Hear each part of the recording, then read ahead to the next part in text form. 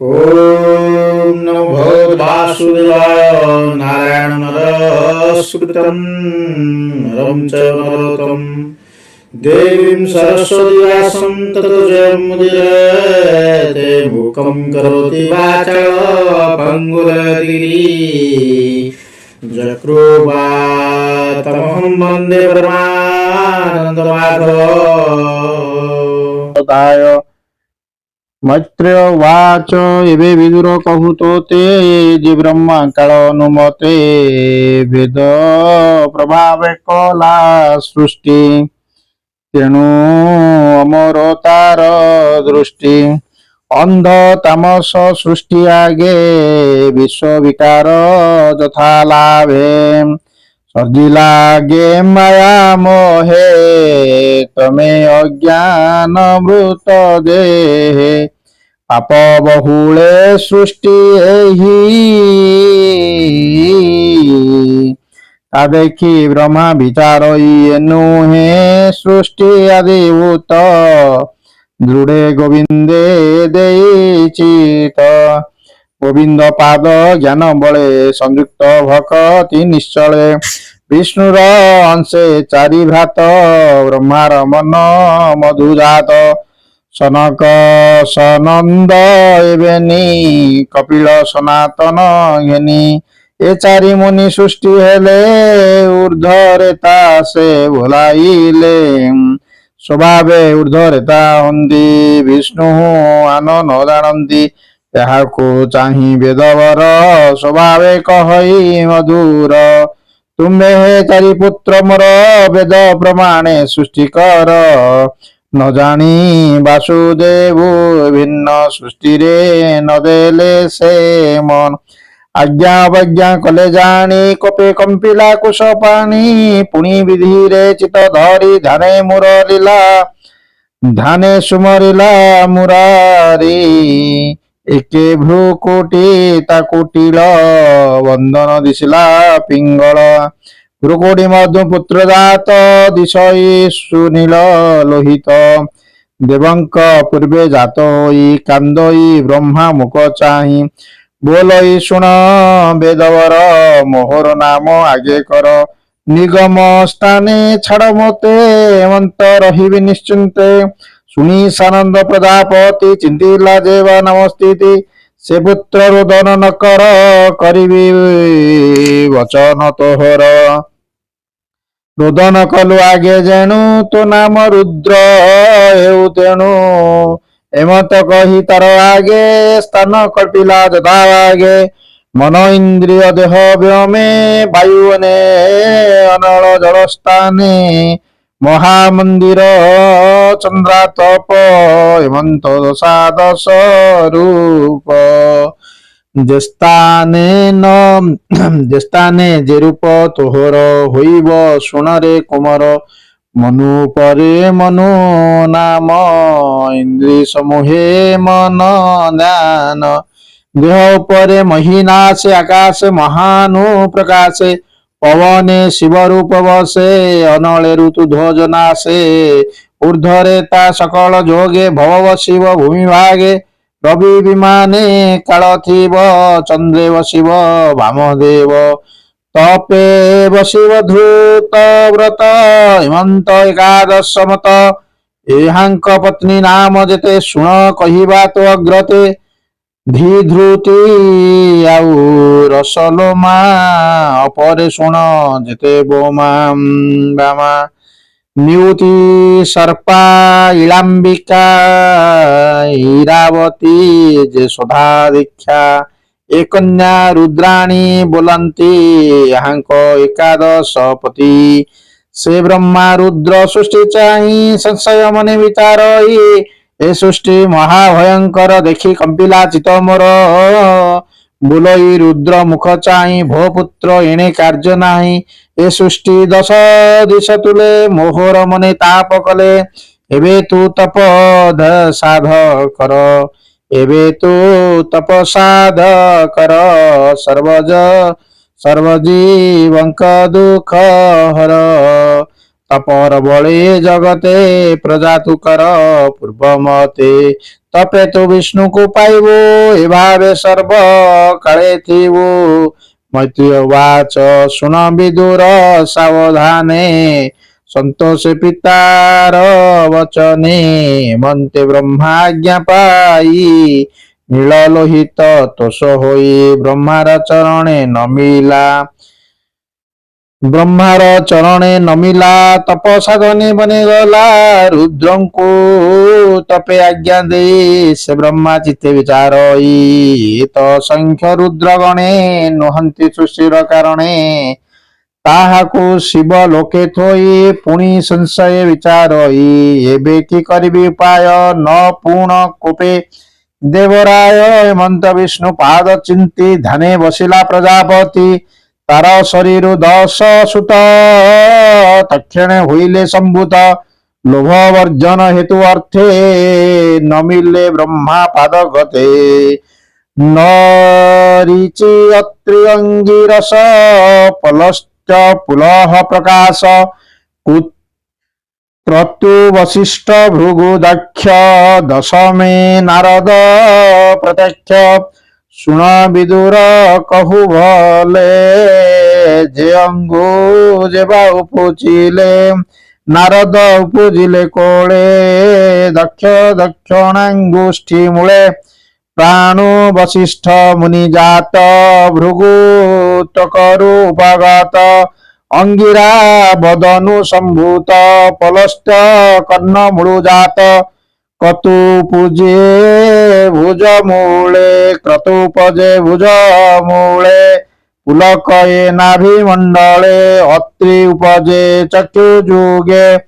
मरीचि मनरु संजोगे दक्षिणस्तनु ब्रह्मा जात जे धर्मे करे जगत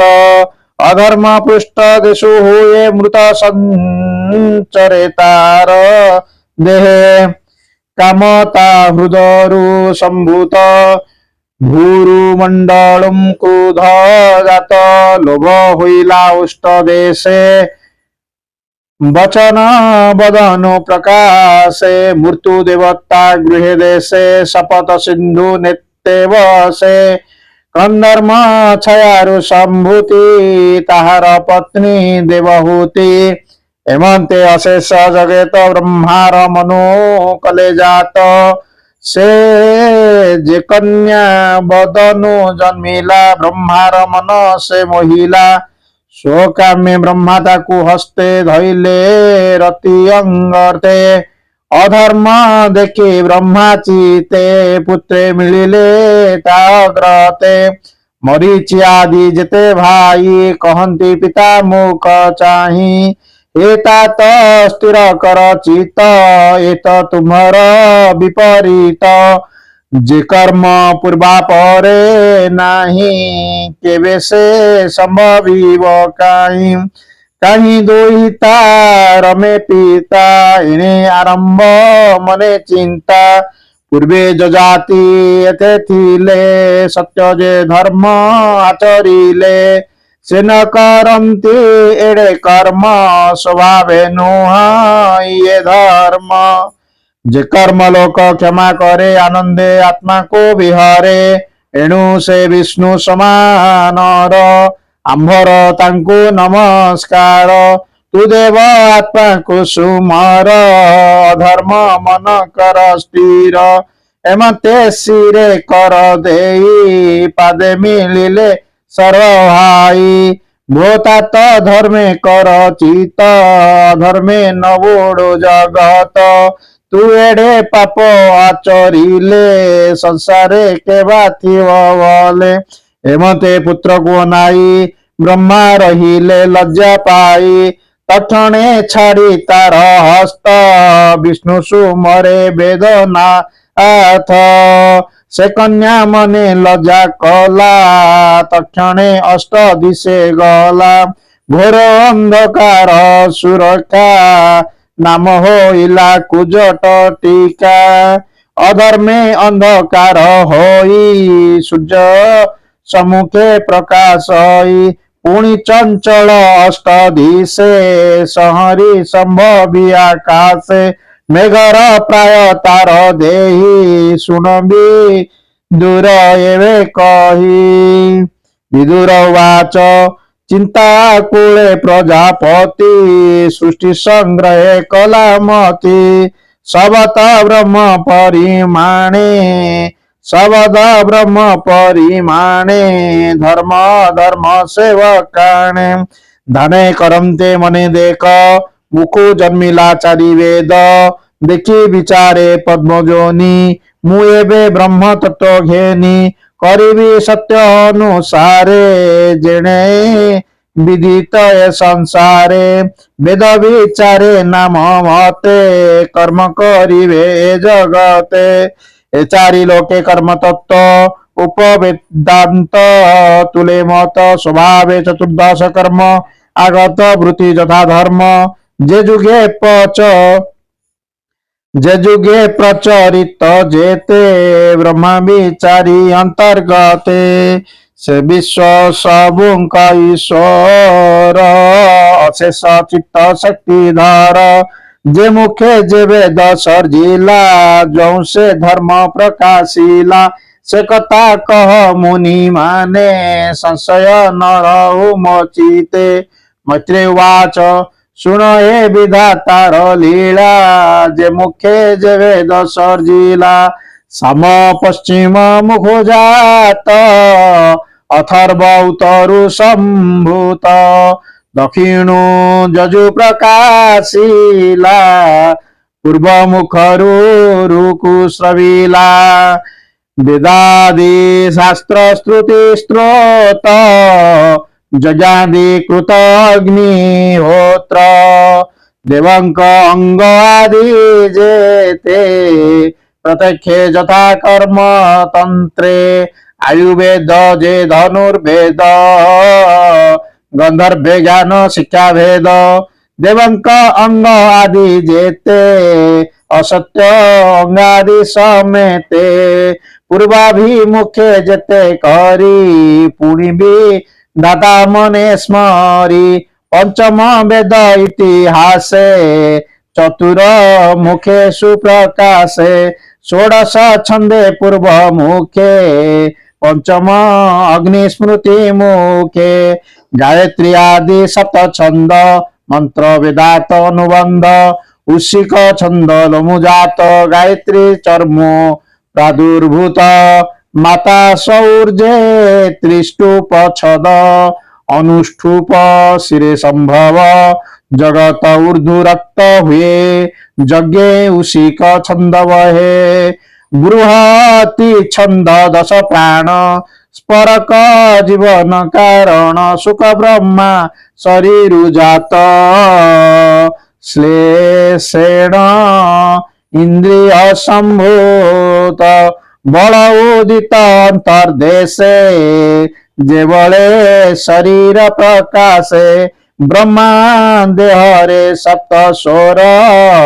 भक्ति गुणे से विदुर ए सप्त ब्रह्मा तो शरीर स्वभावे भक्ता भक्त तार एणु संसार भक्ता मोये से ब्रह्मा नाना शक्ति वये एमते ब्रह्मा सर्व करी अपरे सृष्टि मने स्मरी जे ऋषि पूर्वे सृष्टि कला तांक विश्राम न रहिला स्वभावे तेजवंत होई प्रकाश योजन करंती एमते विचारी विधाता मने पाइला गुरु चिंता तक्षणे ब्रह्मा निज पिंड तपे होइला बेनी खंड सेवेनी खंड ब्रह्मा दे नारी पुरुष बेनी हुए सेवेनी खंड अनुमानो जन्मिला स्वयं भुव मनो संसारे राजा से बोलाई सुनबी दूर एवे कही उत्तराखंड नारी जन्म होइला सत्य रूपा नाम मनुर पत्नी से होइला मैथुने सृष्टि उपजिला पंच बालक तांक तहु होइले शुण नाम कहू उत्तान पाद प्रिय व्रत आगे होइले बेनी सुत अपरे जात तिनी कन्या सुंदरी सुलोचना बामा आकुति देवहूति बेनी प्रसूति नामे कन्या तिनी से मुनि कन्या दान कला आकुति रुचि प्रिय आकुति रुचि विप्रे देला ताहार भागवत वाणी मैत्रीय विदुरे बखाणी शुण सुजने सुधा चिते तृतीय स्कंदे भागवते मैत्रीय विदुर संवाद शुणन्ते न लागे प्रमाद